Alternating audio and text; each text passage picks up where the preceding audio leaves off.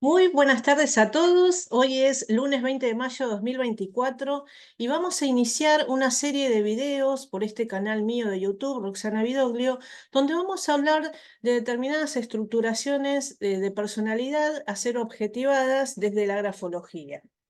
Bueno, en principio, como versa el título de esta serie, que tiene que ver con la maldad, la crueldad, la psicopatía o la enfermedad mental, la mitomanía, la fantasía, el odio, y dice cuando la realidad intangible y contradictoria está frente nuestro, ¿no? Y vamos a justamente ilustrar a ustedes, básicamente, para que puedan saber y puedan aprender acerca de aquellas singularidades técnicas, gráficas, grafológicas, que son susceptibles de ser objetivadas desde la grafología y que nos informan acerca de un particular modo de funcionamiento de la psiquis humana, de una particular forma que tienen las personas de expresarse en sus conductas, en sus modalidades perceptivas, en los procesos de gestión emocional, en todo lo que hace a las compensaciones y sobrecompensaciones que pueden haber o pueden estar, mejor dicho, presentes en los cuadros gráficos y que nos hacen, en definitiva, entender por qué esta persona se comporta como se comporta, por qué esta persona gestiona las emociones de la forma que lo hace, por qué la persona puede manifestarse con impulsividad o puede manifestarse con un exceso de fantasía y muchas otras cosas que vamos a ir desarrollando a lo largo de este recorrido, ¿no? Bueno, ante todo, ¿quién soy? ¿No? Soy la profesora Roxana Vidoglio, me desempeño en el área de grafología. Hace muchos años que me dedico a la grafología, comencé en el año 2003 con un curso de grafología, como creo todos comenzamos, ¿no? Con un curso privado de grafología. Luego comencé a cursar la carrera oficial de grafología, me recibí de la carrera oficial de grafología, fui docente al muy poquito tiempo de recibirme de la carrera de grafología. Desarrollé algunos constructos metodológicos que tienen que ver con una mirada que considero más sintética, más integradora de la disciplina, y que fue a razón de haberme dado cuenta que utilizar un encuadre de tipo descriptivo, o sea, describir características gráficas que encontramos en los grafismos y hacer una síntesis de personalidad a partir de todas esas descripciones sacadas de contexto, me fui dando cuenta que eso realmente no era grafología, que la grafología se trataba de integrar todo eso que aparece en las escrituras y que hablan de una persona, de una singular forma de manifestarse en su funcionalidad psicodinámica, de una persona que tiene detrás de sus espaldas, una vida, ¿no? Y que porta en su haber, además de con su vida anteriormente, desde que nace, con una herencia constitucional, ¿no? Que tiene que ver con patrones y que se van a manifestar con patrones psíquicos que predisponen de pronto a poder desarrollar determinados trastornos de personalidad o determinadas características, ¿no? Que también se imprimen en sus conductas con posterioridad y a lo largo de su vida. Pero lo importante en este constructo metodológico, básicamente de la grafopatología, que es el que fui desarrollando, después hice otros más que tienen que ver con otras áreas, lo que a mí me importaba transmitir es la importancia de poder de pronto suscribir, digamos, todo lo que encontramos, todas esas características técnicas, a un tipo de estructura de personalidad, o sea, a la estructura de personalidad que comanda todos esos rasgos y características que podemos objetivar de los manuscritos. Yo siempre digo que es muy fácil de pronto decir, bueno, este rasgo significa esto, por ejemplo, un bucle es un elemento de seducción, tiene que ver con la seducción, por darles un ejemplo de los infinitos que existen, ¿no? En materia de grafología. Pero el problema y el peligro a la vez que representa definir de forma aislada, con un recorte genérico, en este caso seguimos con el ejemplo del bucle, es que el bucle, el elemento de seducción, el bucle que se interpreta como seducción, como diplomacia, ¿no? Como carisma y demás, lo podemos encontrar en muchos perfiles de personalidad. Los podemos encontrar, por ejemplo, en perfiles de personas que tienen competencias, ¿no? Para poder desempeñarse en el área comercial, como personas que de pronto tienen intenciones malignas, ¿no? Tienen intenciones malignas o intenciones secundarias, oscuras, ¿no? Como puede ser el caso del psicópata, ¿no? Que en realidad seduce el psicópata para poder obtener un beneficio, ¿no? Es utilitario en este caso, ¿no? El rasgo, ¿no? Es un rasgo que utiliza el psicópata seducir para obtener un beneficio personal, como es el caso también de los perversos. El bucle en un perfil perverso tiene que ver con la seducción para depredar, para poder avanzar, ¿no? Tomar poder sobre la víctima, ¿no? La futura víctima. Así que como ustedes pueden ver, un rasgo, una característica técnica no define a una persona, ¿no? Para nada la define, sino que es un rasgo, es una característica que está presente a ser justamente integrada dentro de un todo, que es la expresión gráfica, y detrás de esta expresión gráfica, esta escritura manuscrita, vamos a poder predeterminar y determinar los aspectos que tienen que ver con la funcionalidad total de ese sujeto escribiente, digamos, ¿no? Así que, como les decía, soy una persona que hace muchos años me dedico a la grafología, no paré de investigar, me recibí en el año 2006, y no paré de investigar desde entonces, me dedico a la investigación y docencia, y también obviamente me desempeño en el área privada, me desempeñé en la carrera oficial bastante tiempo, realicé constructos metodológicos, también realicé 2 constructos metodológicos para dos diplomaturas universitarias. Y bueno, tengo un recorrido muy grande, hace muchos años que me dedico a la grafología. En el año 2010 conocí al doctor Hugo Marietán, psiquiatra, que es el director y fundador de la Escuela Argentina sobre Psicopatías, a raíz de una cuestión que tuvo que ver con una consulta personal que le hice y donde pude llevarle un trabajo mío y en donde él, con mucha generosidad, me ofreció publicar ese trabajo, ¿no? Y después con el tiempo formé parte hasta la actualidad de esta escuela, digamos, ¿no? Así que también me dedico al área de investigación en materia de psicopatías desde la observación grafológica gráfica.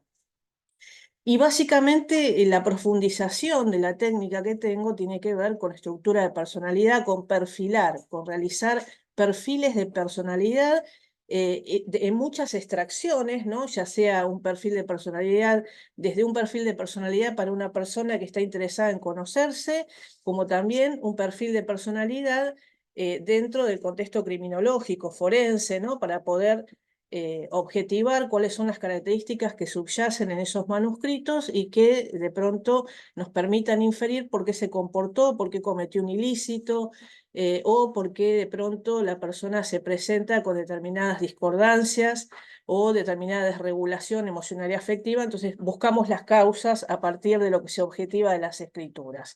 Bueno, una reflexión inicial que les quiero hacer ante todo, antes de comenzar con este tema, es que no hay reglas generales para casos particulares. Esta es una norma que les quiero comentar, ¿no? Que justamente esto de interpretar signos aislados es muy peligroso porque siempre hay que ver la singularidad de cada caso, donde hay todo en historia, un acervo que tiene que ver con lo constitucional, más lo que la persona vivió como factor ambiental, dentro de lo que es los sucesos de vida, cómo lo han tratado los padres, en qué medio sociocultural y económico se crió y se desarrolló la persona. Bueno, un montón de cuestiones que hacen a la construcción caracterológica y de personalidad, ¿no? Que lo hacen manifestarse de la forma que lo hacen, ¿no? Con su modalidad, como dije antes, perceptiva, con su estilo conductual, con su forma de procesar y gestionar sus emociones, y con la toma de decisiones, ¿no? Las decisiones que toma siempre tienen un fundamento en este tipo de dinámicas funcionales, ¿no? Entonces es importante eso. De hecho, la norma básica de la grafología es que ningún signo aislado toma valor interpretativo, sino dentro del contexto en donde se encuentra inmerso, ¿no? Esa es la línea, la regla directriz de la grafología. Así que cuando ustedes ven o vean que se ven este tipo de participaciones, donde la persona dice esto significa esto, si tenés la G en 8 sos homosexual, esas cosas se escuchan, o si de pronto tenés determinada característica en la escritura, ya es determinante, ¿no? No, eso es incorrecto. Eso no es grafología, vamos a empezar por ahí. Eso no es grafología. La grafología, desde lo que es la extracción profesional, desde la formación profesional y luego en el desempeño profesional, tiene que ver con integrar aspectos técnicos que se relevan de las escrituras y que los grafólogos nos ocupamos de objetivar, de observar, de analizar, de interpretar. Bueno. Entonces nosotros tenemos que ver cada caso dentro de su propia complejidad técnica. Eso tiene que quedar súper claro. Bueno, hoy vamos a hablar, para iniciar con esta serie de videos, qué es la mitomanía, y la vamos a diferenciar de la mentira común, del mentiroso común, digamos, ¿no? Vamos a terminar concluyendo que no es lo mismo un mentiroso que el mitómano, ¿eh? Bueno, este término comenzó a utilizarse alrededor del año 1900. Se dice que quien acuñó este término es Ernest Dupré, que lo usó para retratar a un trastorno psicológico que consiste en mentir de forma patológica, falseando la realidad. Se trata de una tendencia del carácter o constitutiva de la persona, niño o adulto, a mentir, a crear y creer fábulas inventadas o a simular. La palabra mitomanía proviene del griego mitos, mentira, ficción, historia fantástica, y manía, compulsión, comportamiento caprichoso. A este tipo de trastorno, la mitomanía, me refiero en este caso, se la denomina también mentira patológica o pseudología fantástica. Según la Asociación Americana de Psicología, citada por Ana Cés, del portal Fórum Salud Mental, dice que la mitomanía es una tendencia a elaborar, a exagerar y a decir mentiras, incluidos relatos de experiencia que a menudo implican autoengaño, ¿no? O sea que el mitómano se autoengaña. Consiste en un patrón de comportamiento caracterizado por mentiras recurrentes y compulsivas, y dice que el mitómano usa la mentira constantemente en su día a día, la tiene incorporada como un mecanismo de afrontamiento, y para estas personas no supone un problema, ya que es parte de su vida y de su forma de relacionarse. Bueno, esto que dice acá del mecanismo de afrontamiento, las estrategias de afrontamiento son estilos de modalidades que nosotros adoptamos para poder afrontar la realidad, ¿no?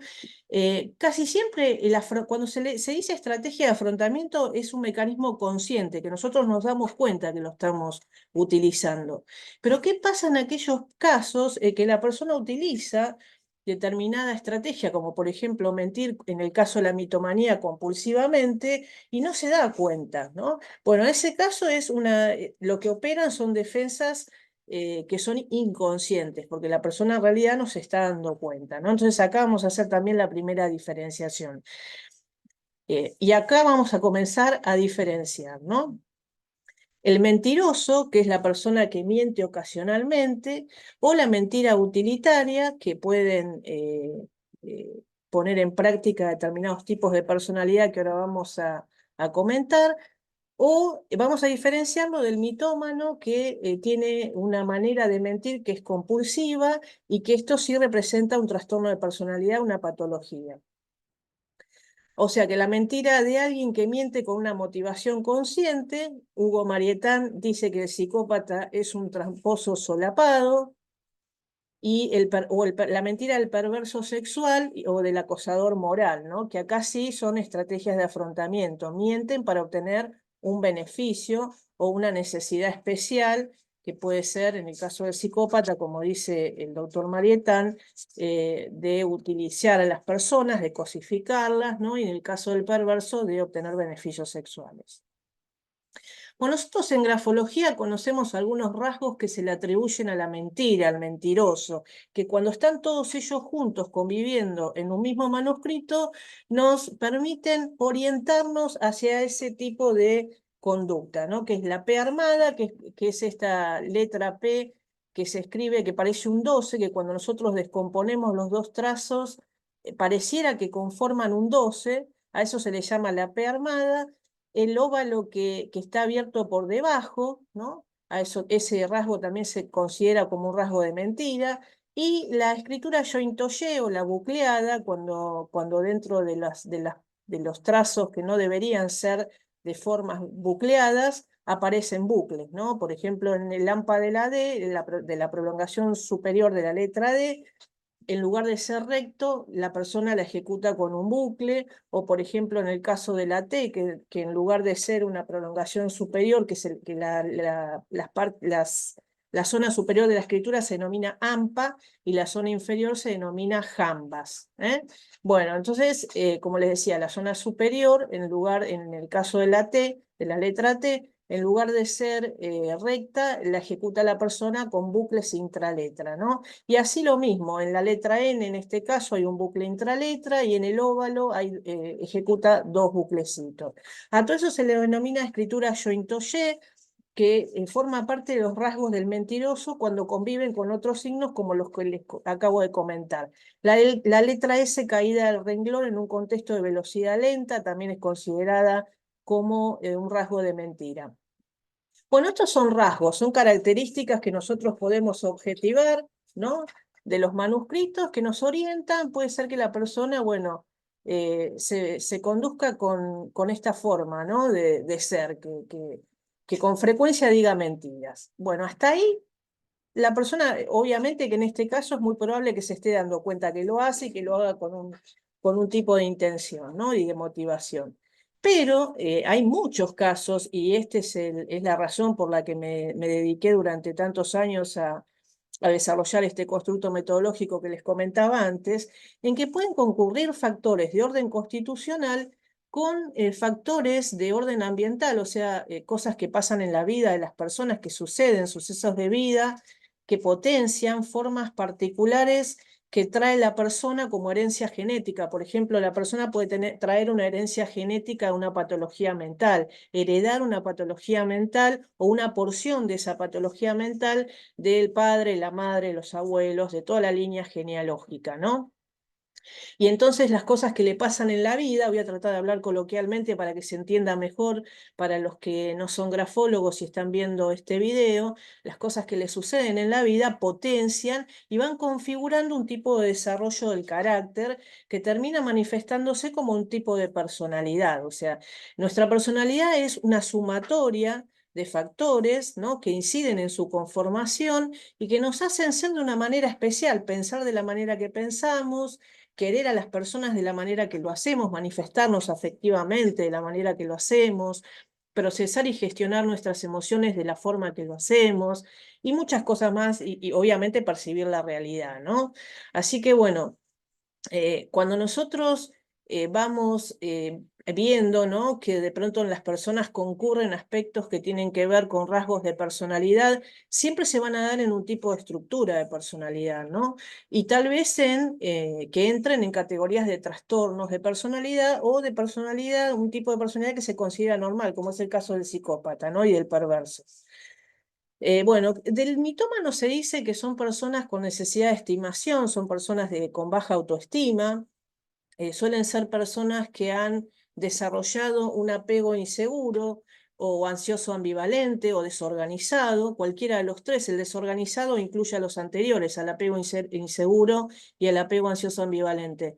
Esta es una teoría de John Bowley y Mary Ainsworth, básicamente. Bueno, existieron muchos autores que la han enriquecido, pero básicamente estos son los autores que han desarrollado la forma estructural de la teoría del apego.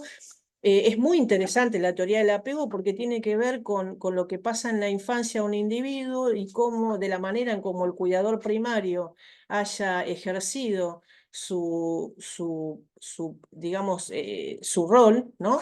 Entonces, bueno, surge después un tipo de estructuración de apego que se va a manifestar en conductas y en modos de ser de las personas, ¿no?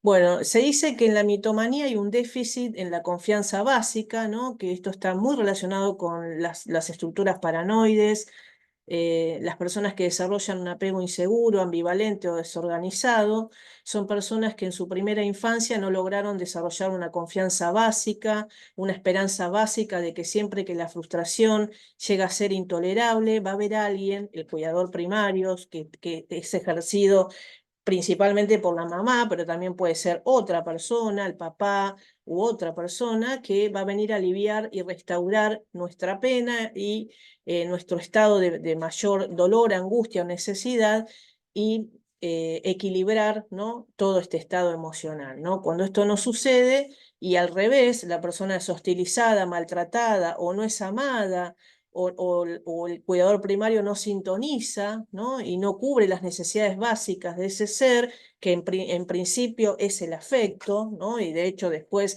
se estructura el afecto de una manera muy particular, después surgen problemas en las conductas de las personas, ¿no? Se la puede relacionar con distintos tipos de personalidad, la mitomanía, porque puede responder a distintos factores, como comentaba. Suelen ser personas, como dije, con baja autoestima, ausencia de habilidades sociales, nulo o escaso éxito al momento de entablar relaciones interpersonales, amorosas. Pueden tener todos estos antecedentes. El mitómano pudo haber tenido una infancia dolorosa, hostil, pudo haber tenido problemas en la infancia con el trato de los padres, pero también con el trato durante el colegio, personas que le pudieron haber hecho bullying, personas que no se pudieron integrar a la sociedad, ¿no?, y a lo que es el primer grupo de pertenencia fuera de la casa, digamos, ¿no? El primario es la casa y después el grupo de los amigos, ¿no? Entonces, a lo largo del tiempo son personas que no han podido entablar relaciones interpersonales, amorosas. Entonces suelen ser personas que quedan como inmaduras, ¿no?, afectivamente, y van a tener baja tolerancia a la frustración. Este es un primer rasgo y característica que presentan todas estas personas que mienten. Son débiles, entonces tienen que recurrir a la mentira, o sea, hay debilidad yoica, como se dice, recurren a la mentira, y van a ser personas que presentan dificultades para resolver conflictos, problemas, y también para manejar y procesar y gestionar sus impulsos, sus emociones, que eso también suele concurrir en estos casos. Se estructuran tipos de personalidad pueril, que tiene que ver con una inmadurez afectiva, justamente, y esto hace que el yo se estructure como con debilidad, digamos, ¿no? Bueno, estas personas, como les comentaba, han tenido traumas infantiles, sucesos de vida de diversas características, han desarrollado personalidades por todo esto, ¿no? Y sobre todo en el apoyo, sobre el apoyo de lo constitucional, se van a dar tipos de estructuras, ¿no? Obviamente, se va desarrollando caracterialmente el cuadro y queda instalado y detenida la madurez afectiva del sujeto y se estructura como una personalidad pueril narcisista. Dice Gabriela Goldstein, psicoanalista, que la mitomanía es un comportamiento que abarca aspectos de la personalidad que han quedado en etapas infantiles, un narcisismo que no se construye bien y busca un reflejo social a través de la deformación o alteración de la realidad. Obviamente también se estructuran estos cuadros con personalidad histriónica, histérica. También se le atribuye a los mitómanos diversos tipos de personalidad, y dentro de las mismas la personalidad hipertímica, que son las que manifiestan un ánimo elevado, expansivo. Por ejemplo, los trastornos bipolares, ¿no? Tiene mucho que ver con este tipo de conductas mitómanas, y sobre todo cuando están en un gradiente elevado. Personas con desequilibrios emocionales, son mitómanas, no todas, por supuesto, ¿no? Personas que sienten envidia, y esto es muy interesante porque dice Augusto Bells, ¿no?, que la mitomanía la podemos encontrar en personas que sienten envidia, personas frustradas, o en la envidia maligna de los psicópatas. Esto se los agrego yo, eso se ve muchísimo, que haya justamente mucha mentira, ¿no? Entonces Bells dice que la mitomanía puede ser una tendencia maligna y perversa propia de sujetos celosos, envidiosos, sádicos, cuya pérfida imaginación les incita a realizar acusaciones falsas, denuncias calumniosas, etcétera, ¿no? A veces nosotros vemos que el psicópata suele recurrir a la mentira para difamar, denigrar a una persona, porque en realidad la está envidiando, ¿no?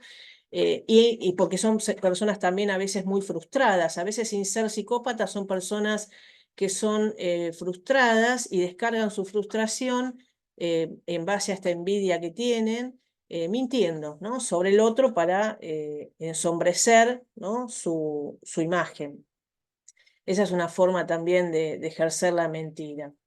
Bueno, los trastornos antisociales son muy comunes en este tipo de estructura. La mitomanía es muy común. Falsean, encubren la realidad para obtener ventajas, ¿no?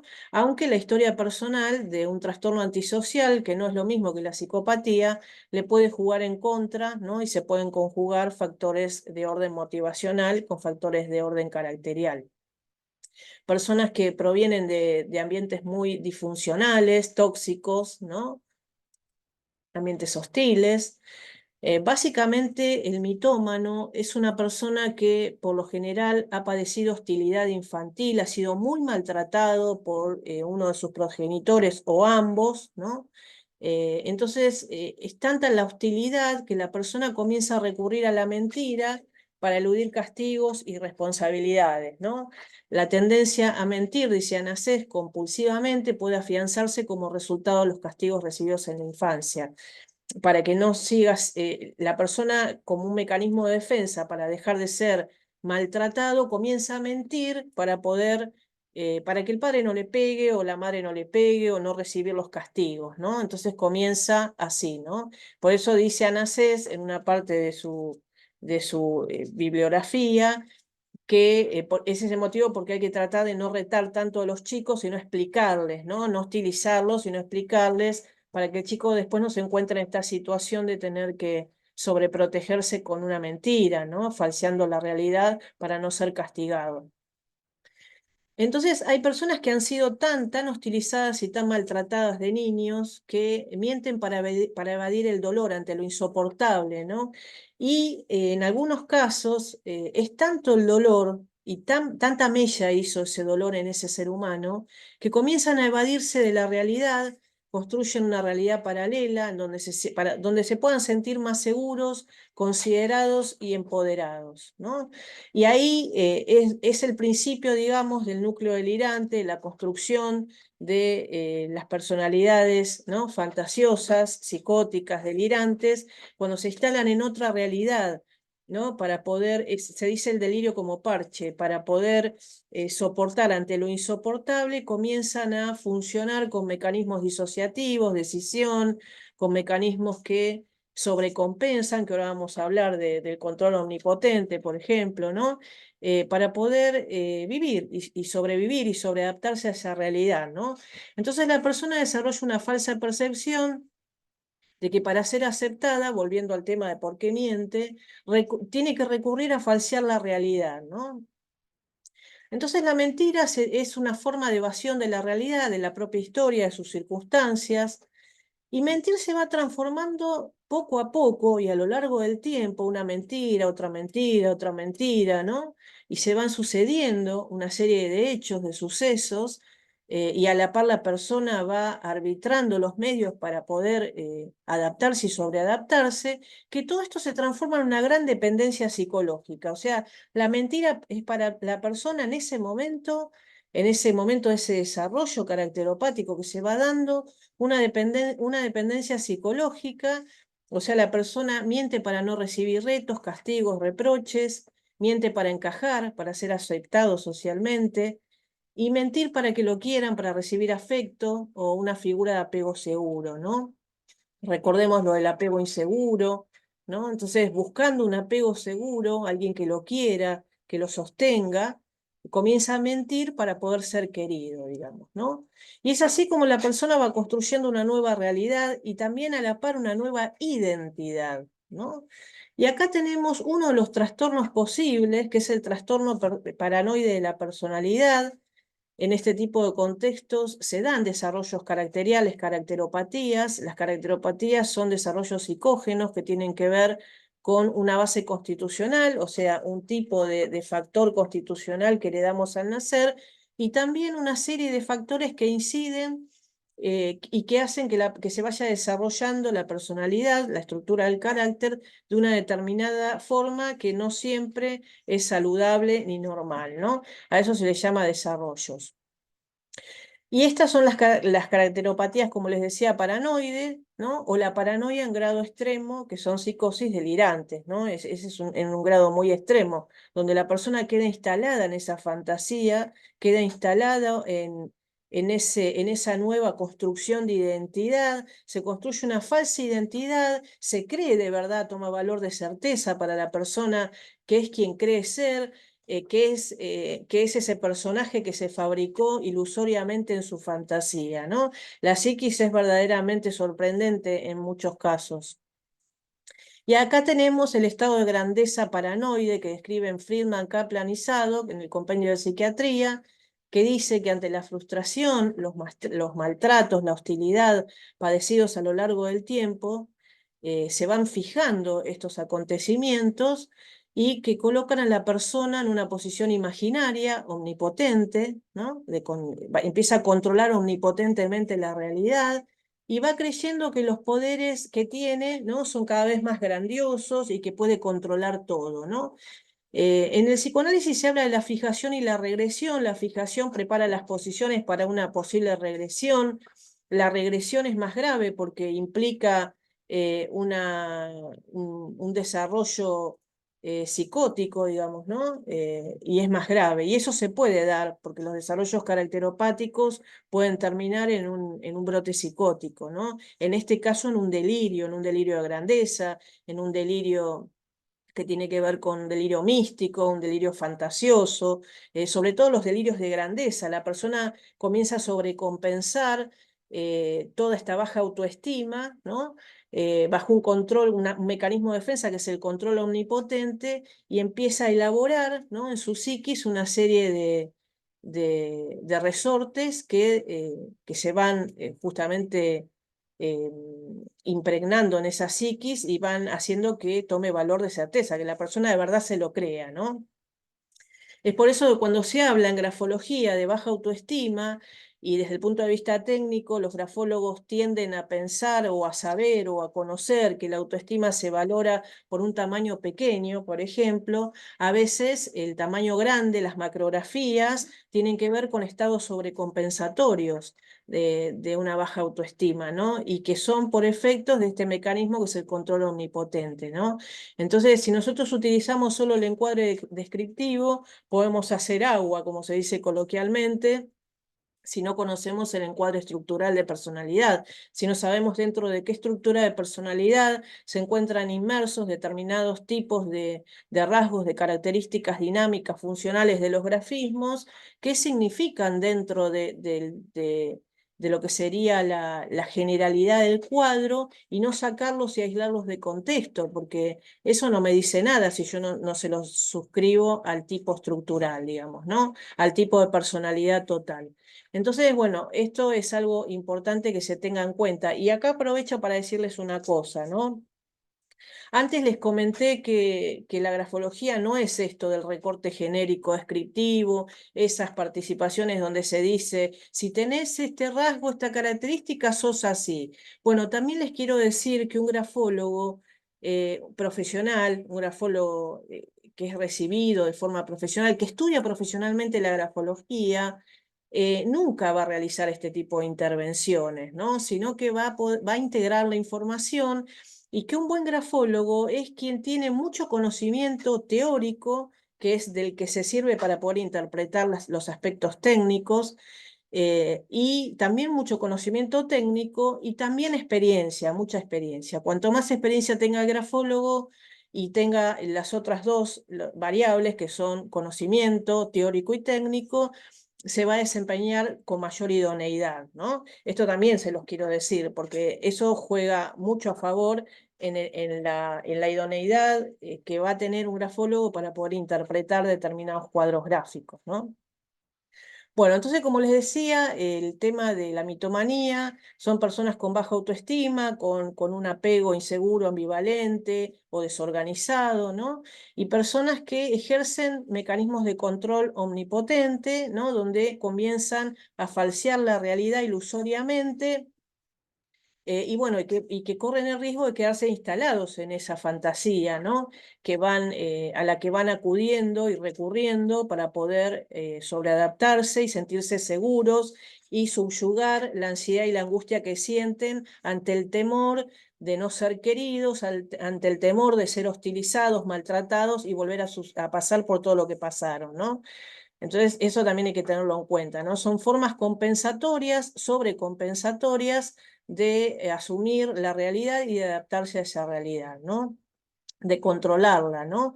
De pensar que todo lo puede, que la puede manejar, que la puede controlar, ¿no? Y les quiero comentar este concepto sobre el mecanismo de control omnipotente que refiere al Alfonso de psicologiaonline.com. Dice, el mecanismo de defensa de control omnipotente es muy común en el trastorno de personalidad antisocial, así también en los estadios y episodios de manía en el trastorno bipolar.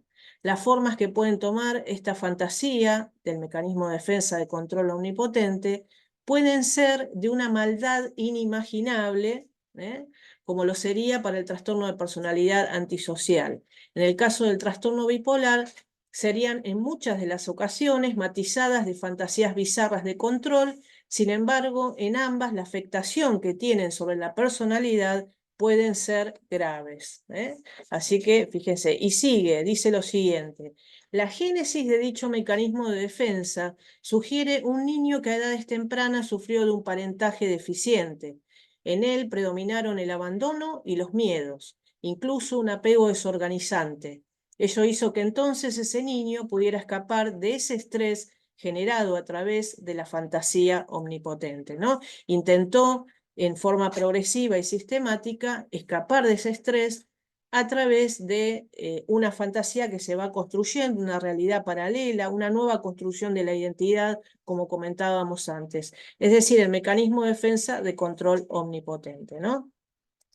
Bueno, entonces no es solamente el mecanismo de control omnipotente el que se pone en marcha, el que la persona instrumenta, sino que a veces concurren, o sea, los mecanismos de defensa nuestros psíquicos, inconscientes, funcionan como un engranaje, unos se apoyan sobre otros. Esa es la particularidad que tiene este constructo de grafopatología, área psicológica forense, que nos permite objetivar cuáles son las defensas en el cuadro que están presentes en el cuadro gráfico y a qué tipo de personalidad suscriben, ¿no? Y obviamente que siempre las defensas se construyen en paralelo a la estructura de personalidad y me las espero encontrar, digamos, ¿no? Y me espero también que después la persona produzca determinadas conductas, procese de determinada manera las emociones y perciba la realidad de la manera que la percibe.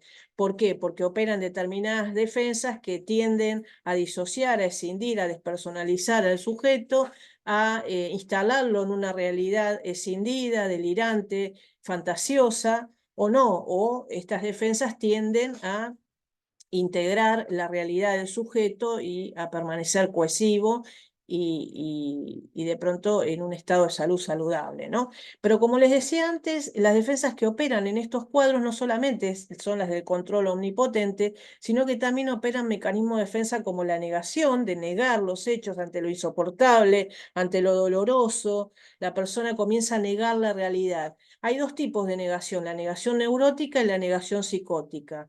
La negación neurótica no es tan complicada, es un recurso que utilizamos para poder tolerar en un momento dado una realidad que nos toca vivir, pero si nosotros ese mecanismo, abusamos de ese mecanismo de defensa sistemáticamente, se instala como un rasgo de personalidad y sobre todo como una manera de funcionar, de operar esa psiquis. Y ahí es donde se van dando esos desarrollos caracteropáticos, porque yo siempre digo una cosa, una persona sin perder completamente criterio de realidad puede tenerlo severamente comprometido. Y esto que les comento es el resultado de mi propia experiencia, ¿no? En haber visto muchos casos, en haber entrevistado a muchas personas, analizado sus escrituras, todo su protocolo. Los grafólogos, además de analizar las escrituras, analizamos las técnicas proyectivas, los dibujos que tomamos dentro de lo que es la batería, el protocolo grafológico, y entonces nosotros vamos viendo, ¿no? Que la persona para poder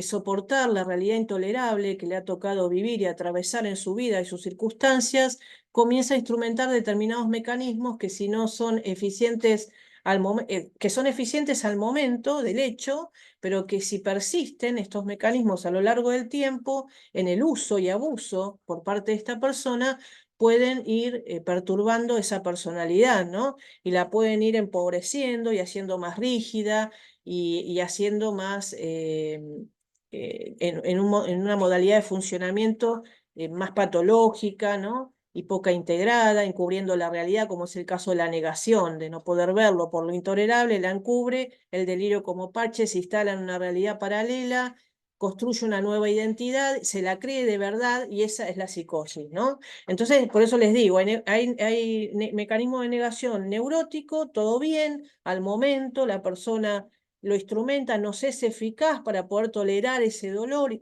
por insoportable, pero después tengo que hacer algo con esa negación. Tengo que dejar de negar y poder resolverla en una terapia psicológica, a veces hasta con ayuda psiquiátrica, ¿no? U otro tipo de terapias, ¿no? Que la persona elegirá a cuál acudir, digamos, ¿no? Nosotros los grafólogos hacemos el camino que aporta al diagnóstico, formamos parte del aporte al diagnóstico, trabajamos también en consultorías técnicas, periciales, establecemos perfiles criminológicos, bueno, todo lo que tiene que ver con determinar si una persona es capaz, incapaz, ya después me voy a referir más adelante a eso. Volvamos a mecanismos de defensa. Como les decía, los mecanismos de defensa actúan en un engranaje, se apoyan unos sobre otros. El control omnipotente se apoya en la negación como mecanismo de defensa ante lo intolerable y doloroso. La persona niega la realidad por insostenible, por intolerable, y si eso persiste, se transforma en una negación psicótica, ¿eh? También utilizan mecanismos de proyección, descarga hacia afuera, ese dolor lo proyectan en el afuera, ahí tenemos negación y proyección, dos mecanismos nucleares de la estructuración paranoide. Mecanismos de escisión, escinde, ¿no? Divide la personalidad, polariza el objeto en bueno o malo, ¿no? Una persona que tiene escindida parte de su realidad, de esos episodios dolorosos, ¿no? Quedan segregados de la conciencia. O disociación, la persona se disocia, ¿no? Y pierde criterio de realidad. Y también opera con mecanismos de aislamiento, por ejemplo, se aísla, depende del tipo de estructura de personalidad, van a aparecer con mayor frecuencia determinados grupos de defensa. En determinados tipos de estructura, por ejemplo, en el caso del paranoide aparece la negación, la proyección, la formación reactiva, el control omnipotente también, ¿no? Y también el aislamiento aparece, ¿no? Y también puede aparecer la identificación con el agresor como otra defensa que se da en muchísimos casos de personas que han sido abusadas sexualmente, en personas que han sido maltratadas, ultrajadas, también ultrajadas en el daño emocional por daños y lesiones físicas que le han realizado sus progenitores, tal vez, ¿no? Entonces se identifican con ese agresor y se terminan comportando lo introyectan y se terminan comportando de la misma manera y reivindican, ¿no? También su posición, ¿no? De víctima, haciendo agresores ellos, ¿no? Eso se ve muchísimo. Fíjense qué complejo es el tema y qué interesante, ¿no? Y la formación reactiva, un mecanismo estrella en todos nosotros, ¿no? ¿Quién no solapa la realidad con una formación reactiva, ¿no? La formación reactiva es comportarnos de forma opuesta y compensatoria a ese impulso original, a eso que sentimos, que puede ser agresividad, y entonces me comporto de la forma contraria. Siento agresividad, hostilidad, he sido agredido, hostilizado de niño, y me comporto sobrecompensatoriamente, mi amor, mi vida, mi corazón con los demás, y seductoramente para obtener beneficios, para poder sobreadaptarme, conservar un trabajo.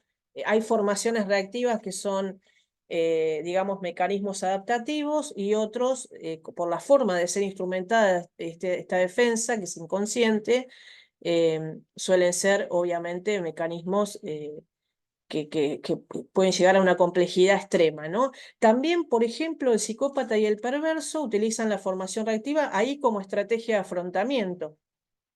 Se comportan de forma opuesta y compensatoria a lo que hay originalmente en ellos, a un impulso original, a una necesidad especial de depredar, por ejemplo, ¿no? Y se comportan de una forma seductora, carismática, benevolente. Eso es una formación reactiva como estrategia de afrontamiento. La diferencia es que en este último caso lo hacen conscientemente, motivados por algo, ¿no?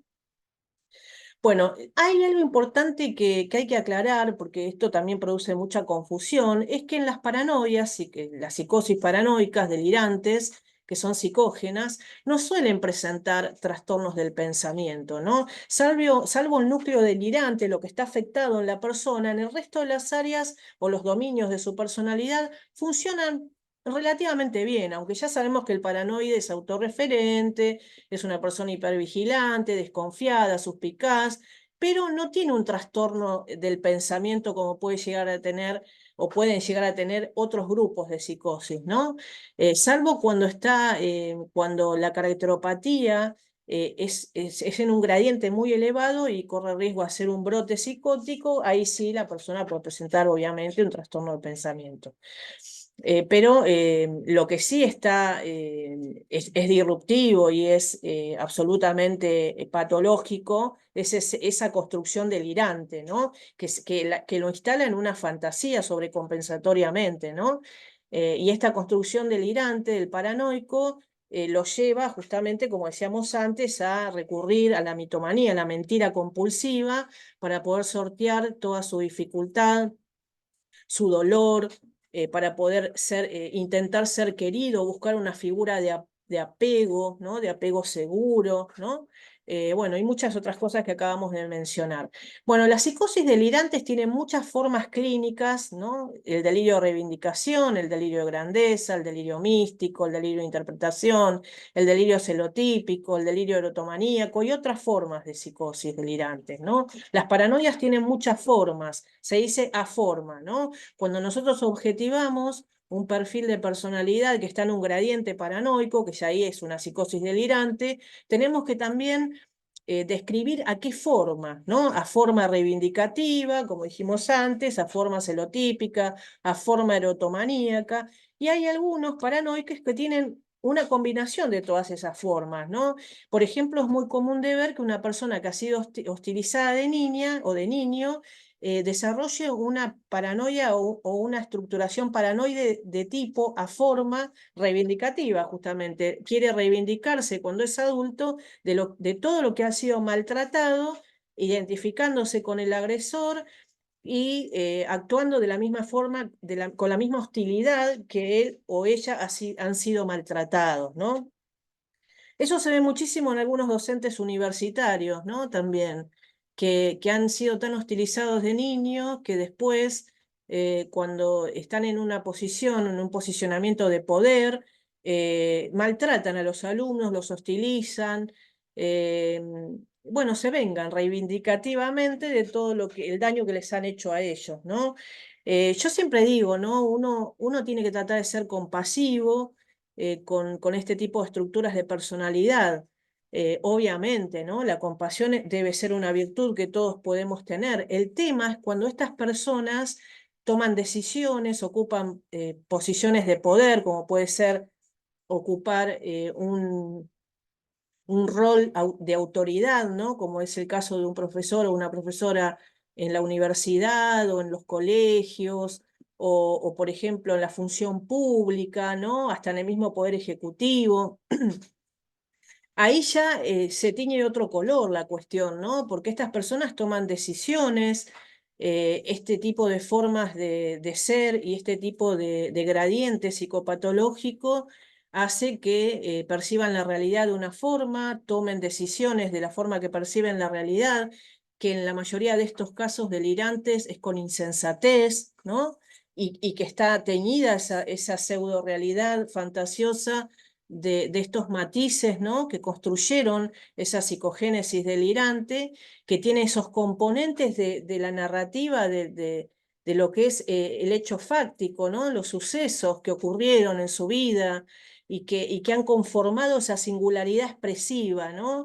Entonces ahí toma otro color en realidad. Cuando una persona está en una posición de poder y toma decisiones, tiene que tener salud mental, porque si no tiene salud mental, perjudica a los otros, los daña, los lesiona emocionalmente, afectivamente, en su economía, en su vida, en sus estudios, como es el caso de las figuras universitarias, ¿no? De la autoridad universitaria y demás.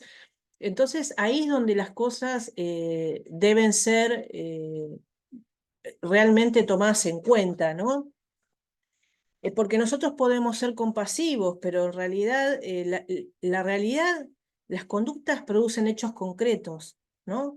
Que impactan sobre la realidad de las personas. ¿Eh?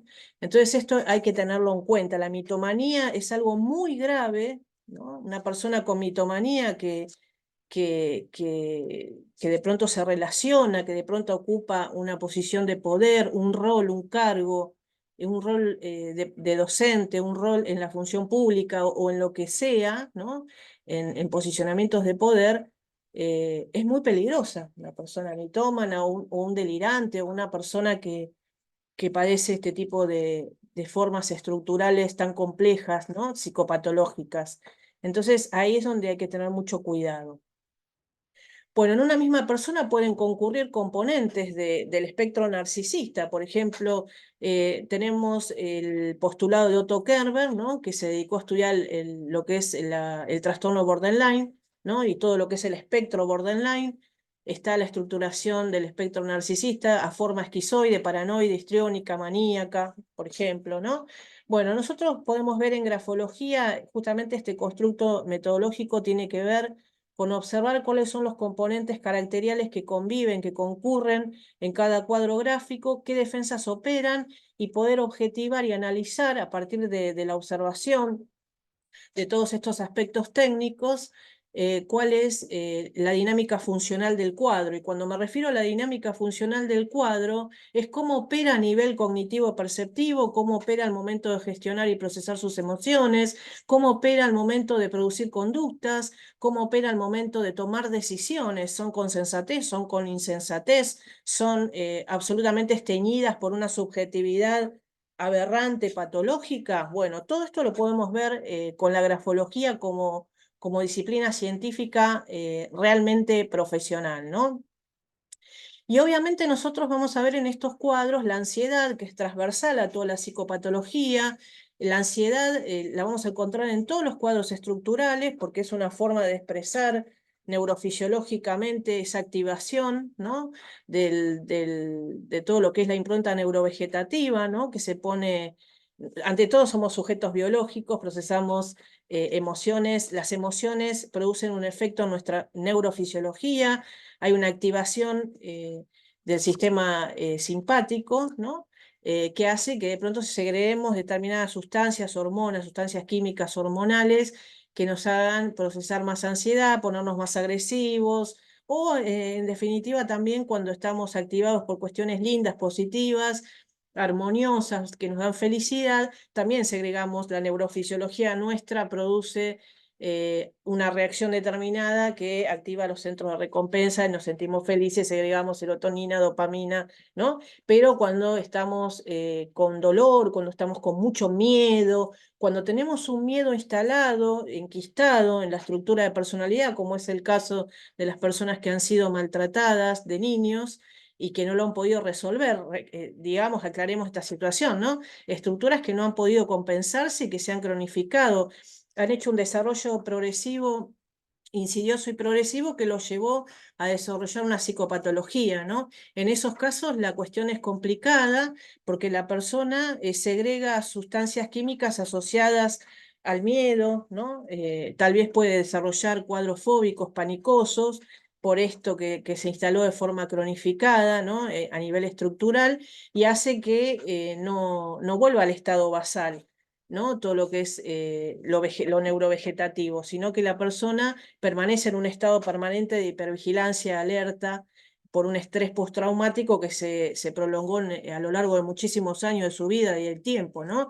Eso ocurre no solo con las personas que han sido hostilizadas física y emocionalmente, también ocurre principalmente con las personas que han sido abusadas sexualmente y han padecido violaciones, ¿no? U otro tipo de aberraciones, de abusos. Así que bueno, los traumas, los factores traumáticos son muy complejos, ¿no? En la forma en cómo la persona y su neurofisiología reacciona con posterioridad, ¿eh? Así que bueno, todo esto que sucede, que estamos explicando, produce diversos tipos de ajustes perceptivos que se pueden medir en gradientes, que la psiquiatría de hecho lo analiza clínicamente, ¿no? Y la psicología también, analiza el tipo de ajuste perceptivo de las personas. Y nosotros los grafólogos lo hacemos desde el punto de vista de medir, de cuantificar, que ya me voy a referir también a eso. Bueno, afirma María Florencia Vidal, del equipo de psiquiatría de Fleni, que el mitómano tiene aspectos del antisocial, del narcisista, del histriónico, que el antisocial es el que no acepta las normas, el que pasa el semáforo en rojo. Mentira aparece como un recurso adaptativo y la mitomanía es una compulsión que combina el narcisismo y el histrionismo. Narcisistas porque necesitan sentirse grandiosos e histrionismo porque necesitan ser el centro. ¿Ven? Son todos mecanismos compensatorios. La experta además suma que la presencia de un mecanismo que las adicciones, ¿no? Por ejemplo, lo que ofician, ¿no? El mentiroso compulsivo sufre de muchísima ansiedad, y decir mentiras lo alivia, y en el caso del adicto necesita una sustancia, en el caso del mentiroso necesita de la mentira, ¿no? El mitómano repite la mentira porque no puede vivir de otra forma, dice la experta, ¿no? Bueno, nosotros sabemos que además de los aspectos que podemos encontrar en el mitómano antisocial, tipo de estructura narcisista, ahí entra todo el espectro esquizoide, paranoide, el maníaco, ¿no? Esas son estructuras que también entran en el espectro narcisista. Bueno, y Rosario Linares dice que, y esto lo incluí acá porque esto es lo que sucede, que dice Marietán, el doctor Marietán, la adrenalina como catalizador, ¿no?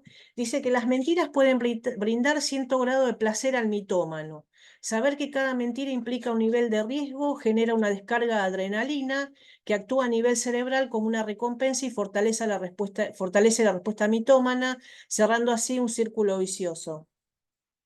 Bueno, en el caso del que miente porque es un tramposo solapado, como dice el doctor Marietán, es justamente esta cosa desafiante de no ser justamente descubierto, ¿no? Es la adrenalina que le activa el circuito de recompensa, ¿no? Por el riesgo, ¿no? Y lo hace descargar esta sustancia química hormonal, ¿no? Pero, como les decía antes, las personas que viven con miedo intenso, porque han sido hostilizados y esto se ha cronificado y se ha instalado como un trauma, ¿no? Un trauma muy severo, muy complejo, son los grupos de trauma complejo. La neurofisiología, ¿no? De todo lo que es la neurobiología cerebral, permanentemente está activando, ¿no? La respuesta de miedo, ¿no? Entonces en la persona se activa el sistema nervioso vegetativo y segrega sustancias químicas como la adrenalina, el cortisol. La adrenalina los pone además muy impulsivos, muy agresivos. Es por eso que es muy común que concurra, digamos, ¿no? En un caso de trauma tan complejo y de desarrollo de una mitomanía, de una estructuración tan fantasiosa, ¿no? Que concurra con esta incapacidad de poder controlar, gestionar sus emociones, porque tenemos un sistema nervioso vulnerable, una persona que está sobrecargada, que ese sistema nervioso está sobrecargado, y que obviamente está activado permanentemente y bueno, y es un funcionamiento anormal, digamos, ¿no? Entonces eso también hay que tenerlo en cuenta. Y además de todo esto, la persona no gestiona y no procesa adecuadamente estas emociones y se pone agresivo e impulsivo porque no se desarrolló y no maduró afectivamente. La estructura es pueril, es una personalidad de tipo pueril a una determinada forma, ¿no? Que puede ser paranoide, histriónica, antisocial, como comentábamos antes, maníaca, ¿no? Entonces esto hace que justamente al haber inmadurez afectiva y estar dentro de lo que es la puerilidad, que no, como los niños pequeños no puedan tolerar la frustración, ¿no? Entonces reaccionen siempre con agresividad, impulsividad y violencia cuando son contrariados, ¿no? Bueno, Ernest Dupré estableció 4 tipos de mitomanía. La vanidosa, que es cuando la persona se halaga; la errante, que es cuando se trata de huir de la realidad; la maligna, que es cuando se trata de compensar un complejo de inferioridad; la perversa, cuando miente para estafar, engañar. Entonces, acá como para concluir y ya pasar a la parte grafológica que les quería comentar, una persona puede mentir por necesidad de afecto o apego, por arrogancia, por exageraciones de vanidad, por sobrecompensación de baja autoestima, como habíamos comentado, imaginación, fantasía, incluso en un gradiente de delirio de construirse una identidad paralela, una nueva identidad, ¿no? Instalarse en la fantasía ante lo insoportable, apoyados en un mecanismo de negación y de control omnipotente. Timidez o voluntad débil, puede mentir porque es débil, porque el yo es débil, ¿no? Entonces no tiene tolerancia a la frustración y miente para no ser retado, castigado, para ser querido, lo que comentábamos antes, y ahí puede estar dentro de una estructuración tranquilamente considerada como neurótica. Falta de autenticidad interna, egoísmo, maldad, sadismo, perversión o interés utilitario, ¿no? Y envidia, como habíamos dicho antes. Entonces, una pregunta que ustedes se deben estar haciendo es, ¿el mentiroso sabe que miente o no sabe que miente? ¿No? Esto es importante preguntarnos. Bueno, como en todo, la vasta línea entre salud y enfermedad es muy vasta, como acabo de decir. Cada uno de nosotros está ubicado en un puntito de esta línea, ¿no? A veces podemos estar un poquito para el lado de la salud, un poquito más descompensados, no pasarnos de la frontera entre la salud y enfermedad y estar dentro de lo que es lo aceptable, ¿no? En el rango de la eutimia, el estado de ánimo eutímico, con pequeñas oscilaciones, ¿no? Normal, a veces un poquito más triste, más alegre, un poquito más impulsivos y agresivos porque estamos estresados, no pasa nada, es una estructura normal, ¿no? Que está dentro de lo que es la salud. Pero también puede pasar que la persona, como comentaba antes, se vaya instalando en un gradiente de enfermedad, ¿no? Si esto se va desarrollando insidiosa y progresivamente y se va cronificando el uso y abuso de determinadas defensas para poder solapar una realidad hostil y un trauma muy grande ante lo insoportable, operan mecanismos disociativos que tienden a encubrir la realidad y hasta despersonalizar a la persona, ¿no? En gradientes muy severos, psicopatológicos. Entonces, eso es lo que nosotros tenemos que juzgar desde los aspectos técnicos, grafológicos. Si la persona sabe que miente, se trata de un mentiroso tramposo solapado, como dice el doctor Marietán, o si la persona en realidad padece una enfermedad mental, o por lo menos si nosotros no diagnosticamos, pero sí podemos aportar al diagnóstico objetivando gradientes, ¿no? Y cuadros estructurales compatibles, signología gráfica compatible con un tipo estructural, y podemos aislar las defensas que operan en el cuadro, ¿no? Y observarlas e informarlas, ¿no? Entonces esas son las dinámicas operacionales, las dinámicas funcionales que hacen a que la persona opere con mayor cohesión, percepción ajustada a la realidad o un desajuste de la realidad que lo lleva a instalarse en una fantasía ante lo insoportable que decía antes, ¿no?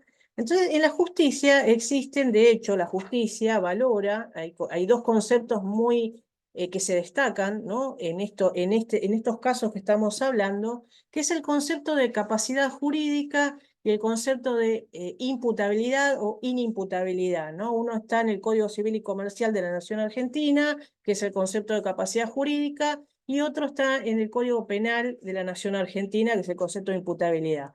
Bueno, la capacidad jurídica es la aptitud de una persona para ejercer sus derechos.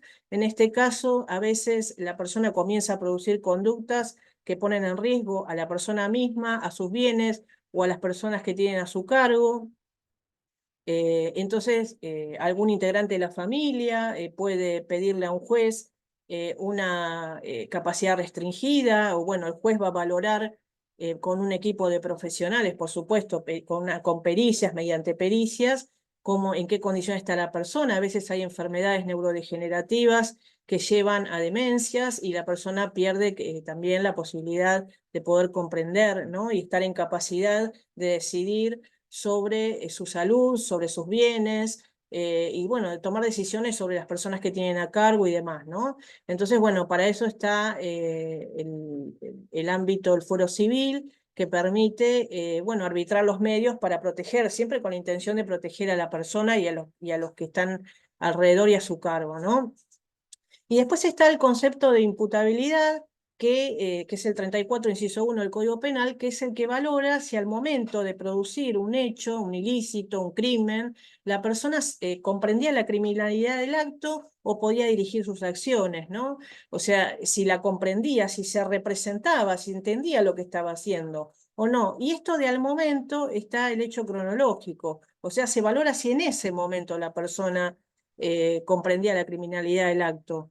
Entonces, bueno, para evaluar estas cosas también, en el caso del Código Penal, del 34, inciso 1, hay que evaluarlo en el momento, pero siempre se hacen pericias para ver la estructura de personalidad, ¿no? Y demás. Ahora, nosotros los grafólogos tenemos la posibilidad de en un lapso de tiempo contemporáneo al momento, poder evaluar la escritura de estos sujetos y ver si realmente estaban en condiciones de comprender la criminalidad del acto o de dirigir sus acciones. Ese fue el caso de Ricardo Barreda, a quien yo analicé personalmente su escritura y entrevisté personalmente, y tuve la fortuna de haber obtenido escrituras al momento de los hechos, ¿no? Donde se observaba claramente un brote psicótico, era un delirante paranoico Barreda. Entonces, al momento de producir los crímenes, había sido bajo un estado de brote psicótico, ¿no? Un estado de fragmentación psíquica, pero había todo un cuadro delirante, ¿no? Que se venía desarrollando en el tiempo, a lo largo de su vida, es una psicogénesis. Ahí está la personalidad premórbida, ¿no? Que después termina en un gradiente que lleva a la persona a ser un brote delirante, a perder el criterio de realidad y terminó matando a las 4 mujeres, ¿no? Entonces, para todo esto la grafología tiene herramientas, ¿no? La grafología, dentro de nuestra especificidad técnica, podemos mensurar, medir, decir cuánto presenta esta tendencia a esta persona. La persona es fantasiosa, bueno, es una fantasía normal, nosotros podemos medirlo eso, podemos mensurarlo, podemos decir cuánto. Y si entra dentro de un rango que ya está preestablecido en un baremo, quiere decir que es normal, ¿no? La modalidad en cómo, por ejemplo, percibe la realidad. Ahora, si no, si se descompensa, se desregula, se desproporciona de modo superlativo, esto nos da cuenta de que la persona está entrando, por ejemplo, en el caso, seguimos con el ejemplo del delirio, ¿no? En un gradiente delirante. Bueno, para eso tenemos muchos géneros gráficos, pero hay géneros gráficos que son más representativos de determinados aspectos a ser valorados o analizados. Dos aspectos técnicos sumamente importantes son dimensión gráfica, el tamaño de las letras, ¿no? Por altura y por anchura, o sea, eje vertical y eje horizontal.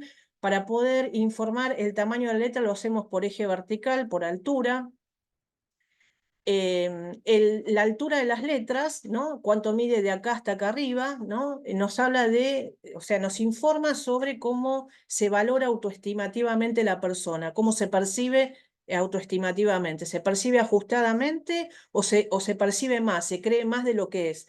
Se los digo coloquialmente para que se entienda. Y es el eje pensamiento también, con lo cual, cuando una persona desproporciona la letra en zona media, lo que está haciendo es poniendo en evidencia que la modalidad perceptiva está desajustada, que no percibe la realidad con objetividad. Ahora me voy a referir a eso. Y la anchura, el eje horizontal, habla y nos informan sobre la autoconfianza, ¿no? O sea, es muy común que cuando un bipolar a forma maníaca, cuando hace un polo maníaco, una fase maníaca, entre en un estado de omnipotencia, ¿no? Entonces, haga gastos compulsivos, tome decisiones sobre sus bienes. ¿Por qué lo hace? Por una cuestión perceptiva que hace que entre en un estado de autoconfianza excesiva, ¿no? Entonces nosotros grafológicamente lo podemos ver por la anchura, que es desproporcionada, es una escritura desproporcionada en anchura, se dice, ¿no? En eje horizontal.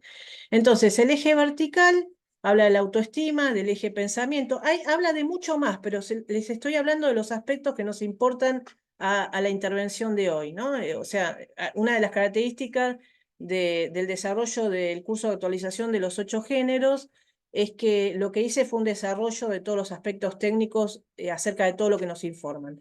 Es mucho más que esto que les estoy diciendo, pero al entendimiento de lo que nos importa hoy, es suficiente con que sepamos que el eje vertical nos habla de la autoestima y el eje pensamiento, que es la altura de las letras. El eje horizontal me habla de la autoconfianza excesiva que se hace o inhibida, entonces la persona hace una escritura estrecha y además tiene miedo. El miedo inhibe, ¿no? Y hace que la autoconfianza se vea en baja. Entonces se inhibe, tiene miedo y se estrecha la escritura, ¿no? Y también el eje horizontal habla de la expansividad, del sentimiento, del gregarismo. Por ejemplo, volvamos al ejemplo del maníaco y la persona delirante, ¿no? Es muy común que la manía haga delirios, ¿no?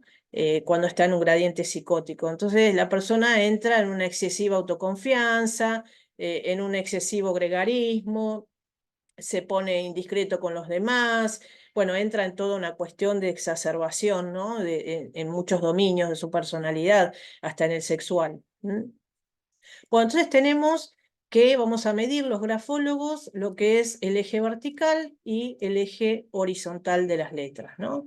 Lo vamos a medir de esta manera. ¿eh? También nosotros utilizamos otro aspecto técnico importantísimo que está ubicado en un género que se llama orden, pero para mí debería estar en este género que ser un subaspecto de tamaño, de dimensión, que es la proporción de las letras.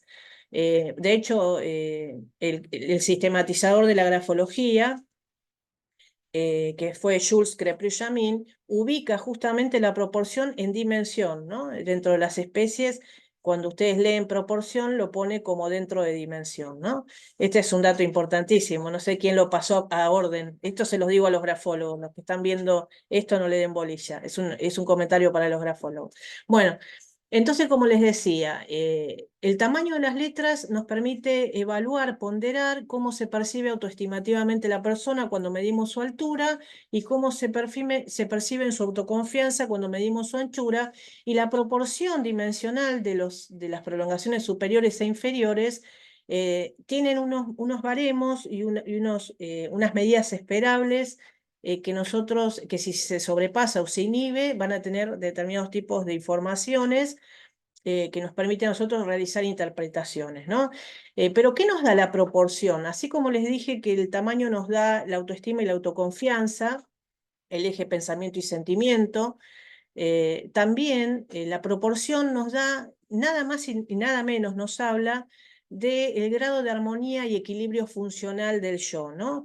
La zona superior de la escritura tiene que ver con el pensamiento, con la cabeza, todo lo que es la escritura en eje vertical como esta F, imagínense representativo del cuerpo humano. La zona superior de la escritura representa nuestra cabecita, ¿no? La zona media representa la zona del cuore, del corazón, de las emociones, del afecto, del presente, el aquí y el ahora, el centro del yo. La zona inferior representa nuestra sexualidad, los instintos, y también nuestras necesidades materiales. Entonces hay personas que son ambiciosas y que desproporcionan la zona inferior de las letras, ¿no? Se mide, por eso digo se desproporciona. Entonces, ¿y qué nos da ante todo esto? Bueno, nos da el grado de armonía y equilibrio funcional del yo. Augusto Bell decía que allí donde la persona dirige sus trazos con mayor proporción y donde ocupa con su escritura sus trazos, es donde gravita su mayor zona de interés, decía, ¿no? Lo parafraseó un poquito. Justamente, entonces la persona, si el interés es lo sexual o lo material, lo vamos a ver reflejado porque hay un tipo proporcional que se va a poner en evidencia.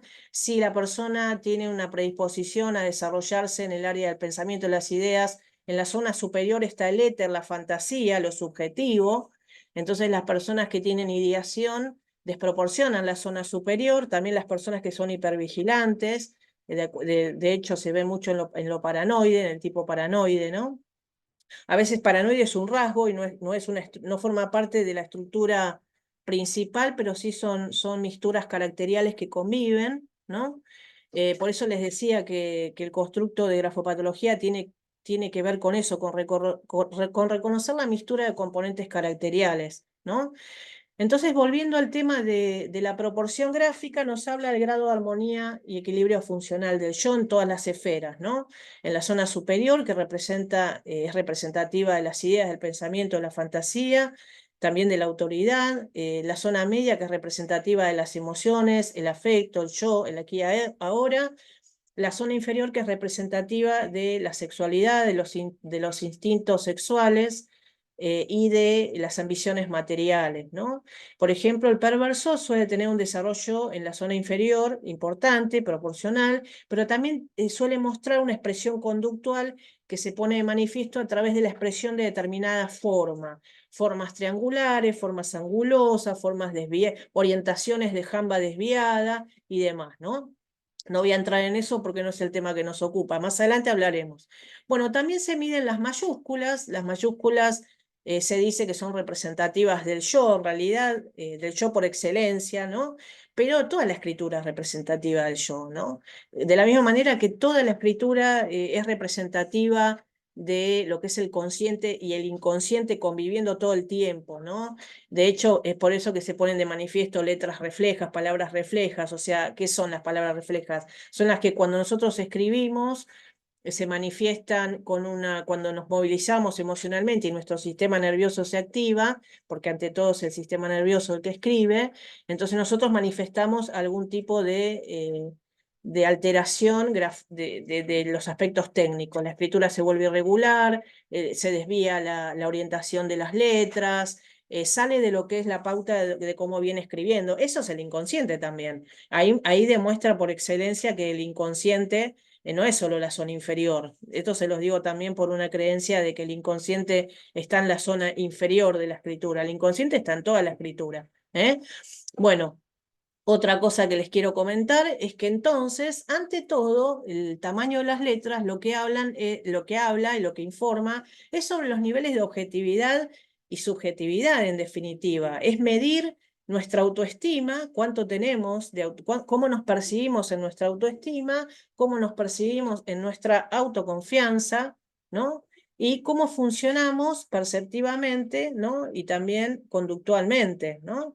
Entonces, bueno, para eso nosotros, como les decía, medimos, ¿no? Medimos toda la zona media, zona superior, zona inferior de la escritura, los ejes horizontales, por ejemplo, estas barras de T desproporcionadas, observamos las formas que acompañan determinadas prolongaciones, que en este caso es de proporcionada. Acá tenemos una forma escorpionada, ¿no?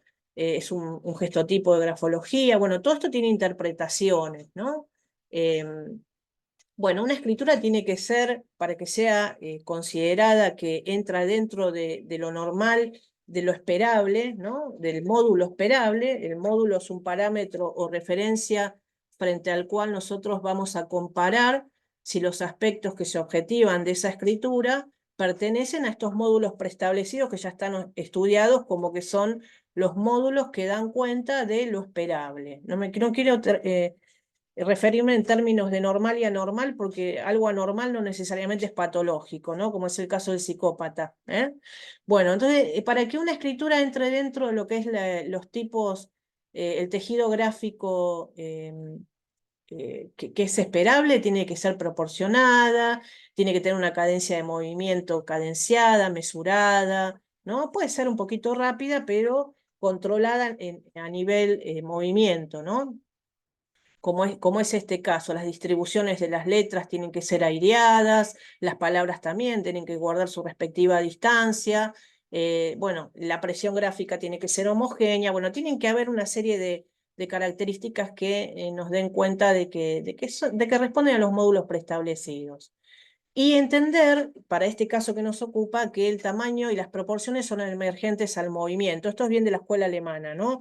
Cuando una persona está desregulada, produce hipercinesia, desproporciones técnicas, ¿no? Y cuando una persona está inhibida, produce hipocinesias, inhibiciones técnicas. Y esto es muy propio también de los estados de ánimo. Cuando una persona está desregulada, por ejemplo, en un estado maníaco, produce hipercinesias, entonces eso impacta en el tipo proporcional de los trazos horizontales, de las zampas, de las jambas, porque la persona está impulsiva, está desregulada. Entonces, ahí lo que se evidencia es el instinto desproporcionado, ¿no?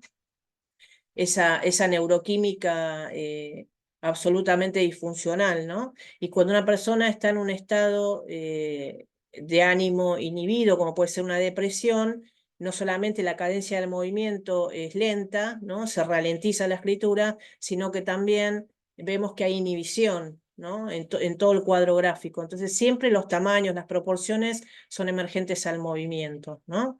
Entonces, como les decía antes, nosotros medimos, decimos cuánto tiene esta tendencia esta persona, y acá tenemos los gradientes. Acá les hice unos dibujitos como para que se den cuenta de de lo que estamos hablando, ¿no? Cuando una persona percibe su autoestima y su autoconfianza de un modo normal, cuando nosotros medimos la escritura, va a entrar dentro de un módulo esperable, o sea, que la escritura vaya de 2,5 milímetros a 3,5 milímetros, en el caso de la escritura normal, ¿no? Después tenemos escrituras que van de 3,5, sí, o que superan o van hasta 4,5 milímetros, que son escrituras muy grandes, y ahí ya entra lo que es el nivel de autoestima más elevada, se percibe, ¿no? Como se percibe. Eso no quiere decir que sea real, que la persona manifieste una escritura grande, de tamaño grande, muy grande, sobre todo muy grande, ¿no? Eso es un tema, porque ahí ya se va disminuyendo la capacidad de percibir la realidad con objetividad, para ponderarse en su autoestima, para ponderarse en su autoconfianza. Y ahí tenemos las estructuras que se perciben más de lo que en realidad es, el yo, y entra el yo sobrevalorado cuando estamos en un gradiente de la escritura, como dije, normal debe medir de 2,5 milímetros a 3,5 milímetros, y la escritura de tamaño grande mide de 3,5 a 4,5, ¿no? Más o menos. El tema es que cuando ya caemos en 4,5, que medimos es 4,5 en adelante, ¿no? Ya ahí el yo se empieza a sobrevalorar, o sea, la persona se percibe en su autoestima sobrevaloradamente, y ahí tenemos las personas, ¿no? Que son, que se sobrevaloran, un yo sobrevalorado, que algunos le dicen narcisista, ¿no? Coloquialmente. Está bien, entra dentro del espectro narcisista, pero prefiero mencionarlo como un yo sobrevalorado. O directamente una persona que ya cayó arriba de 4,5 milímetros, supónganse que cuando medimos nos da 5,5. Ahí ya tenemos una persona con una hipertrofia del yo, un estado de delirio de grandeza, de megalomanía. ¿Por qué? Porque ya no se sobrevalora, ya se cree de verdad que es Dios, ¿no? O que es alguien muy superior al resto, ¿no? Entonces las macrografías, los tamaños muy grandes, tienen que ver con este estado ilusorio, sobrecompensatorio de algunos mitómanos, ¿no? Algunos mitómanos entran en esta realidad, en esta construcción de identidad paralela, donde quedan instalados ahí, ¿no? Lo mismo sucede con la proporción de las letras, ¿no? Que hay desproporciones y desproporciones. Y acá les voy a comentar una cosa, esto va para los grafólogos, ¿no? Como yo les decía que fui docente en la carrera, ¿no? Ahora ya no me dedico a la docencia de la carrera, me dedico a la docencia en el ámbito privado. Entonces, bueno, los que estén viendo este video, esta participación, no es suficiente con decir que la escritura es desproporcionada. Yo tengo que decir por cuántos cuerpos es desproporcionada, porque eso precisamente marca la frontera entre la salud y la enfermedad. No es lo mismo que un AMPA, que una prolongación superior de las letras se desproporcione por un cuerpo. La proporción de las AMPAs de palote debe ser de un cuerpo de la altura de la zona media. Ese es el módulo esperable para que yo diga que es aceptable la medida. Cuando se desproporciona por más de un cuerpo, como es este caso, ¿no? Ya ahí tenemos una idea sobrevalorada. Recuerden que la zona superior tiene que ver con las ideas, con el pensamiento y con la zona de la fantasía del éter, ¿no? Pero ¿qué pasa cuando encima se desproporciona por dos cuerpos, por tres, por cuatro? Ahí ya entramos en un terreno de ideación, ¿no? De un cuadro de ideación, de una idea delirante, digamos, ¿no? Sobre todo cuanto más se desproporciona, como este caso que les dibujé acá, es más grave, ¿no? Entonces, este es el motivo por el que no es suficiente decir que es desproporcionada por más, por menos, como yo he visto en muchos casos que tuve que supervisar. Eso es incorrecto, no lo hagan más porque eso no está bien. Tienen que medir sin la plantillita esa, ¿no? La plantillita se usa para sacar mediciones rápidas estimativas, pero yo para poder dictaminar, ¿no? En una consultoría técnica o una pericia forense, yo tengo que saber informar por cuántos cuerpos se desproporciona o se inhibe proporcionalmente un AMPA, una jamba y demás, ¿no? Porque justamente estas desproporciones en grados superlativos nos están indicando, son indicadores de que la persona percibe la realidad de forma delirante, ¿no? Entonces, esto tiene que ver con una estructuración paranoica ya, no paranoide, que es la idea sobrevalorada, ¿no? Bueno, entonces esto, ven, fíjense este AMPA, ¿no? Uno, dos, tres cuerpos y un poquitito más apenitas, ¿no? Esto ya es un cuadro delirante. Así que bueno, como les decía, estas cosas hay que tenerlas en cuenta porque, como habíamos preguntado al comienzo de la parte grafológica, si el mitómano sabe que miente o no sabe que miente, tiene que ver con mensurar, medir, decir cuánto tiene esta tendencia esta persona. ¿Eh? Espero que haya quedado claro. Cualquier cosita escríbanme que no tengo ningún problema en responder. Bueno, dentro de lo que es la grafología hay muchos aspectos gráficos, están los 8 géneros gráficos, después tenemos el encuadre de trabajo este estructural, de personalidad y demás, pero también hay aspectos para este tema que nos ocupa, técnicos, que son como más representativos, que toman el valor de dominante gráfica. Uno es evolución de la forma. ¿Por qué? Porque estas personas quedan inmaduras afectivamente se detiene la evolución de la madurez afectiva, no intelectual. Madura su cerebro, ¿no? No hay retraso intelectual. Hay una inmadurez afectiva que a eso se le denomina personalidad pueril, ¿no? Entonces, dentro de estas estructuraciones pueriles tenemos el espectro, ¿no? Que bueno, que hay formas de expresión, ¿no? Entonces es importante ver en qué medida la escritura despegó del modelo caligráfico aprendido o permanece en una formulación pueril. Y después tenemos que ver también los gestos tipo que concurren, que hacen y son indicadores de la expresión conductual y de gestos y características de personalidad. Otro aspecto técnico importantísimo es la tensión gráfica, en este caso, porque la tensión gráfica nos habla de la firmeza y solidez del yo. Si una persona de pronto presenta una tensión gráfica blanda, ¿no? Nos habla de un yo débil con baja tolerancia a la frustración y demás. La cohesión también es muy importante. Bueno, entonces en este contexto, la escritura inflada, ¿no? Son esas escrituras desproporcionadas en altura y anchura, ¿no? Que también algunos lo consideran como un gesto tipo a esto. Bells dice que la escritura inflada, les voy a dar la descripción técnica de Bells, es un inflamiento o volumen exagerado de las mayúsculas, de las ampas, de las jambas y de las letras del óvalo. Y les voy a leer lo que dice Bells, lo que significa, ¿no? Una escritura inflada. La inflación es una desproporción técnica ante todo, es una escritura desproporcionada.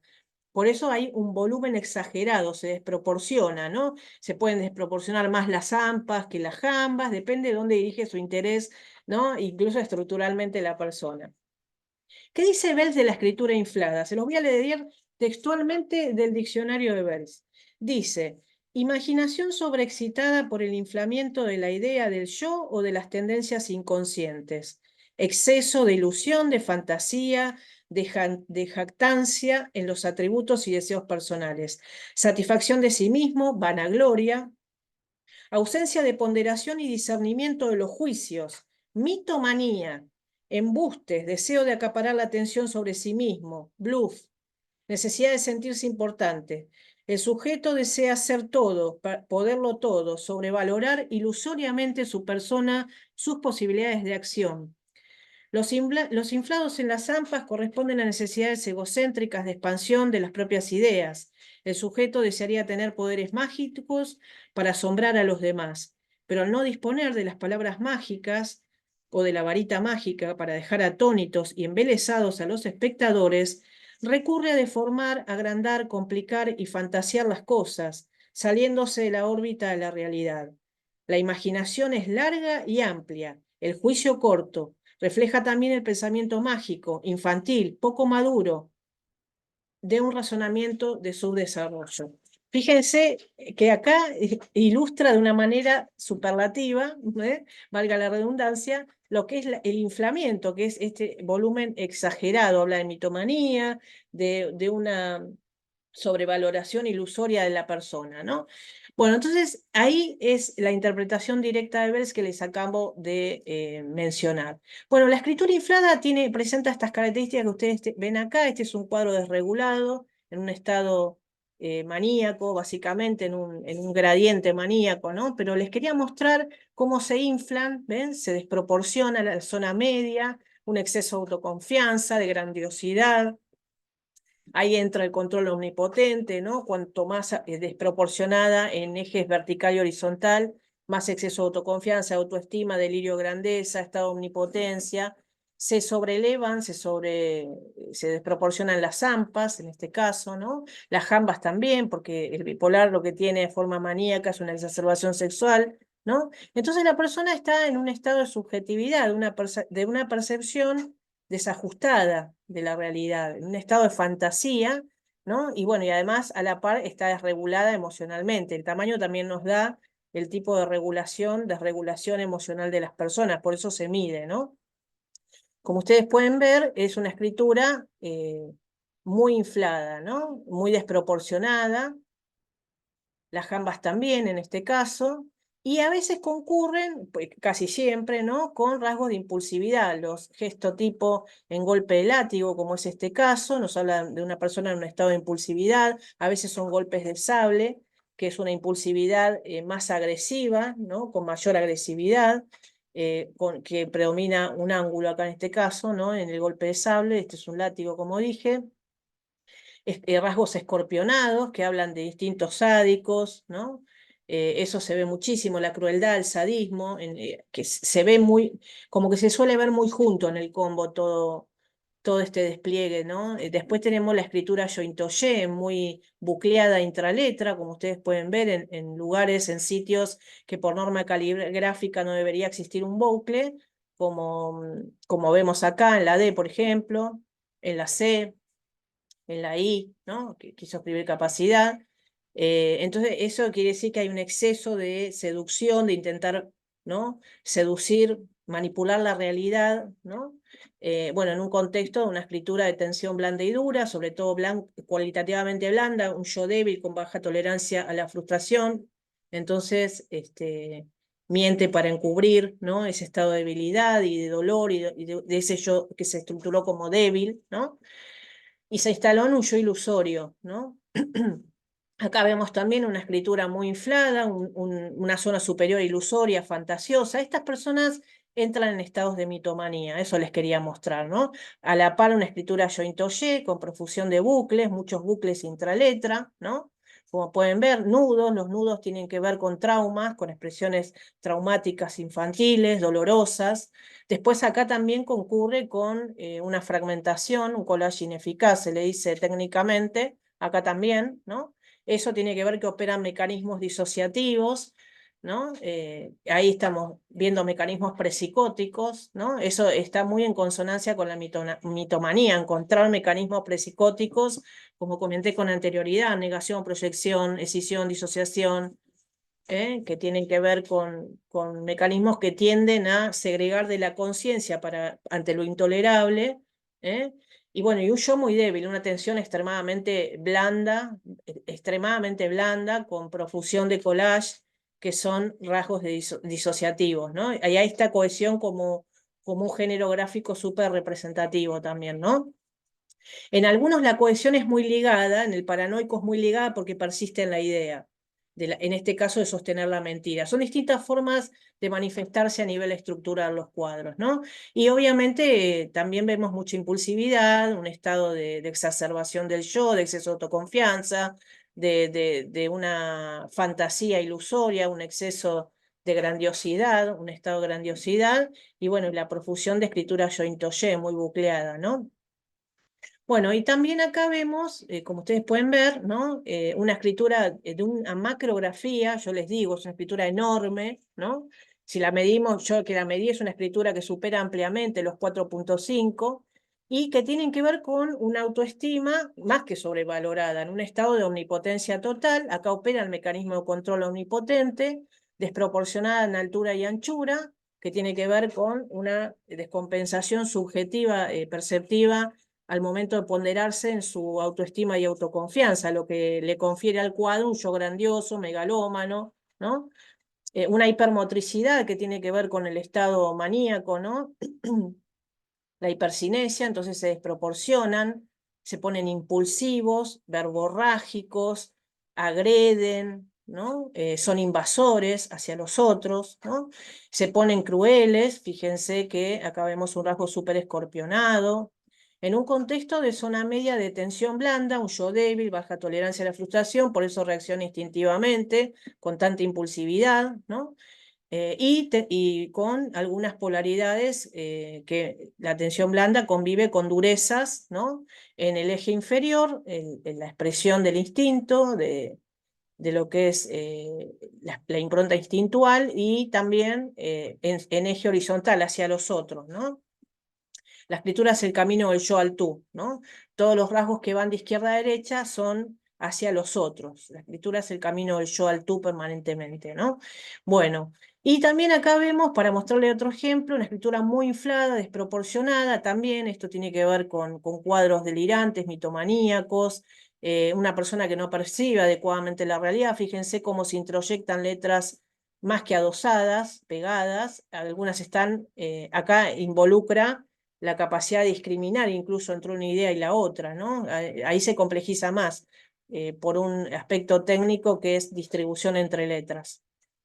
Esta era una persona vidente, que se presentaba como vidente, ¿no? Fíjense la desproporción tremenda, una macrografía enorme, una escritura muy pueril. Todas las demás son todas pueriles también, las que les mostré, forma pueril, redonda. La escritura redonda es una escritura que tiene que ver con lo modélico, cuando la persona conserva formas redonditas de cuando eran chiquitos, cuando empezamos a escribir. Es una formulación pueril esa, ¿no? No quiero decir infantil porque infantil es la que cumple los criterios de la escala EDA Juria-Guerra, y eso tiene otra connotación para la interpretación incluso de la psicopatología. Bueno, digo cuando persiste en la adultez. Bueno, acá también vemos, ¿ven? Vemos una escritura que se desproporciona en las AMPAs, tremenda en grado superlativo, por proporción, por tipo proporcional, y hay inflaciones también, ¿no? Ahí tenemos, y una escritura absolutamente jointoyé, llenas de bucles intraletra, y vemos estos ápices angulosos que tienen que ver con esa intransigencia, que son rasgos de oposicionismo, ¿no? Y fíjense lo que dice Bells de los rasgos de oposicionismo, ¿no? Dice actitud hostil, discordante, rebelde, contradictoria, que inclina al sujeto a afirmar su personalidad y mantener su independencia a base de manifestarse en desacuerdo con toda opinión, idea, acto o proyecto propuesto por los demás. El comportamiento oposicionista entra dentro de las neurosis y suele darse en sujetos muy emotivos, sensibles, vulnerables a la frustración, el autoritarismo y a la indiferencia. La oposición viene a ser como una actitud de compensación al complejo de insatisfacción, incomprensión, abandono que se arrastra desde la infancia. Bueno, el rasgo de oposicionismo también lo encontramos en el paranoico, porque la idea se hace irreducible, entonces se hace intransigente en la zona superior, que es la zona de las ideas, ¿no? Y entonces la persona se pone terca y la idea que se le instaló como certeza es irreducible. Entonces es común de encontrar en el paranoico ápices angulosos, ¿no? La forma del ápice de la prolongación superior o AMPA de las letras con formas angulosas. Bueno, y acá vemos una escritura también donde predomina la fantasía en las jambas, una sexualidad absolutamente subjetivada, y en la zona superior una desproporción en grado superlativo. Así que bueno, los dejo con esta intervención y con esto que les quise compartir.